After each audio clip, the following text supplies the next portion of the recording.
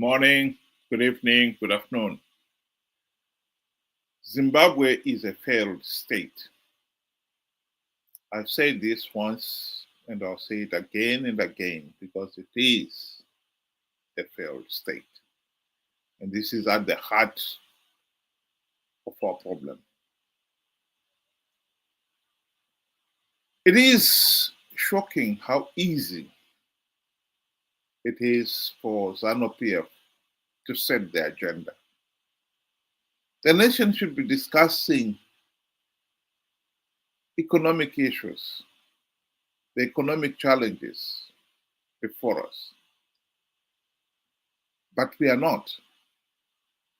As long as we remain a pariah state, it is utterly pointless discussing any of these economic problems because ZANU-PF will do as it pleases. Right now, the country has been embroiled in the debate of how we are going to postpone the 2028 elections. And the main reason for it is that is what Mnangagwa wants. Yes, his supporters have argued that it is in the national interest. Zimbabwe is now recovering, and Mnangagwa should be given the chance to deliver on his vision 2030, which is Zimbabwe attaining an upper middle income status in 2030.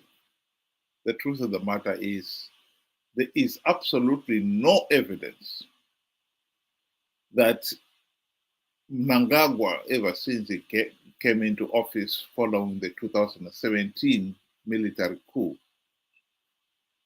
is causing any meaningful economic recovery. And so this Vision 2030 is just a mirage. But we are not even able to discuss it in a meaningful way because we are being bullied and bamboozled into this discussion that we should give Mnangagwa time to deliver on that vision. The American,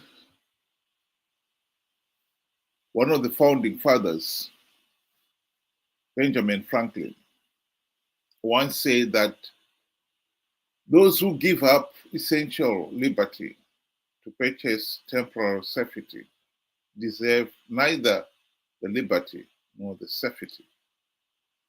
I think after 45 years of independence, 45 years of rigged elections, and with the country on its knees, after decades of gross mismanagement and rampant corruption, we can honestly say that we have deserved no economic prosperity and political stability because we have allowed the ZANU-PF to ride over us roughshod.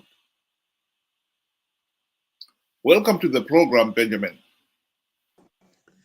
Good day to you and good day to our viewers. Thank you for joining us.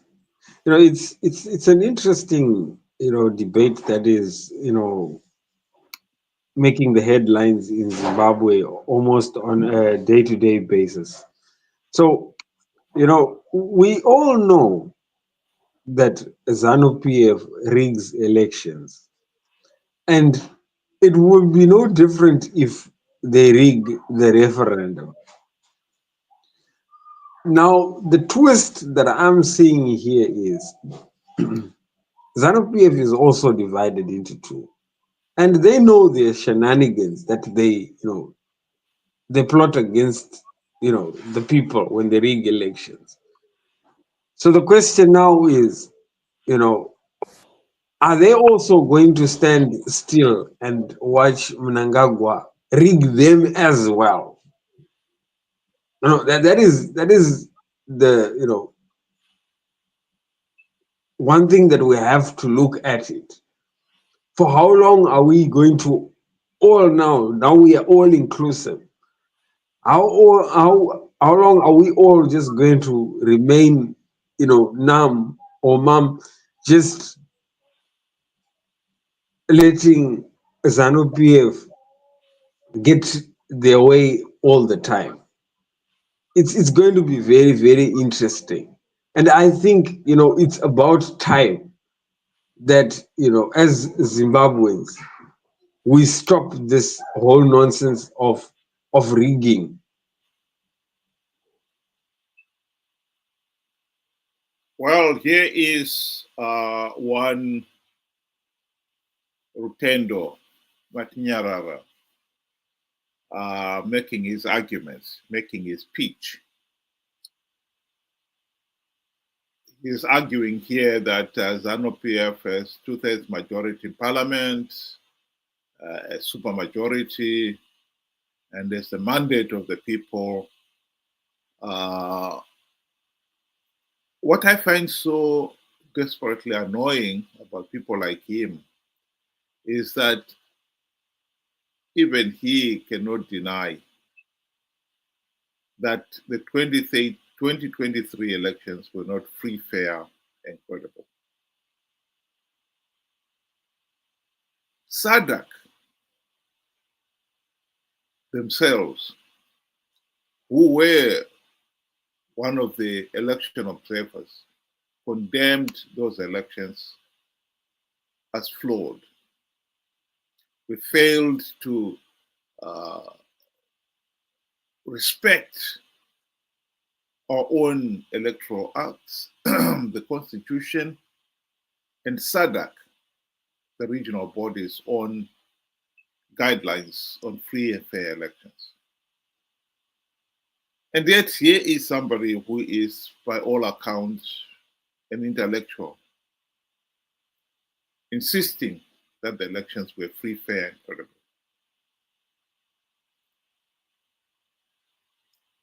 And of course, we all know that Mnangagwa himself has expressed his view on that and made it abundantly clear that he doesn't even care what SADC and the AU and everybody else say about the rigged elections. Here is Mnangagwa dismissing the people, the fact that SADC had condemned the elections as flawed. Vana vakatuka ZANU-PF kana ini ndonyanyisa kufara kuita zvakanaka. Ukavona vavengi vako vachikurumbidza unenge uchikanganisa. Ukavona vachiti ZANU-PF yakaipa, farai. You are doing correct things for your country. Homu takaita maelections edu kuna vamwe vaitaura zvisina musoro zvikanzi maelections anafamba zvakanaka ndezvavo.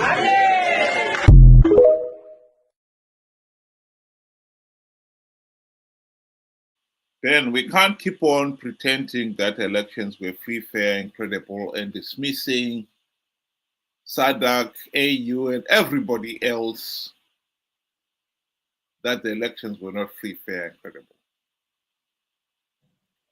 The unfortunate part about this gentleman here, he appears to be, pretty learned, one of, the fundis. But, let's look at the history of Zimbabwe.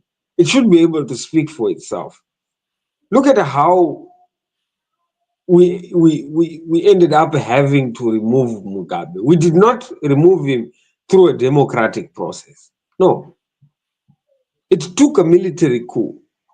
And here is the same gentleman now wanting to change a constitution that, they actually had to break to get us rid of Mugabe. And you want to put it back the same way it was during the Mugabe's era. How naive and how stupid is that? You cannot change, a constitution because somebody has got a vision. No, no, no, no. If somebody, they have 10 years to do what they are set, to do. And if you don't, finish whatever it is, you leave for the other person. If they want to share that same vision, that is what democracy is also about. And that is what we are seeing. I'm sure, Joe Biden wanted to have, his vision, fulfilled. A lot of other presidents that have, come in and gone had visions as well. But once a term or a time frame is up, it's up. That is what the Constitution says. You do not change it for you. He's saying, you don't change the Constitution for one person. You change it. Come on. The time is up. You cannot change. What if I become president and I feel I want a vision that is going to go for 50 years? Are you going to wait for my vision to be fulfilled as well? That is nonsense he's talking about. I think the other important thing here is that the rights and freedoms of the individuals, particularly to have a meaningful say in the governance of the country, is an essential requirement of good governance. The people must have a meaningful say. And I go back to Abraham Lincoln, another American president, who defined democracy as a government of the people, for the people, by the people. It is the people's government. And if it is the people's government, by the people, how can you say they have no say in the governance of the country? The very fact that for the last 45 years, ZANU-PF has rigged the elections. In other words, instead of Zimbabweans having a full measure of their say in the governance of the country, it has always been shortchanged. Elections have never been free, fair, and credible in Zimbabwe. And so our vote has always been diluted. ZANU-PF has managed to corner the rural vote by making sure that most of the rural areas are no-go areas for other opposition parties. And the rural folk themselves, they're frog-marched to polling stations to make sure they vote for ZANU-PF. This has diluted our democracy. But what we are talking about here now, if Mnangagwa is able to change the constitution, is tantamount to him sweeping the people of Zimbabwe, everybody now, not just the rural folk that were shortchanged, but everybody. Your right to a meaningful vote will be lost. Because now, if they change the constitution, they will be able to postpone elections. If they can postpone them for 2 years, trust me, you've opened the Pandora's box. They will be able to postpone them for 5 years, 10 years, indefinitely. The people would have lost their vote for all time. I totally agree with Opol Chinono there when he says, are we going to just watch ZANU-PF violate the constitution without any program of resistance. There is no organized political opposition in Zimbabwe. I believe he could have even gone further to say, this is the last stand. If we let ZANU-PF ride roughshod over us and change the constitution, then we will have lost the last vestiges of the people's power to hold those in power to account. That is what this means.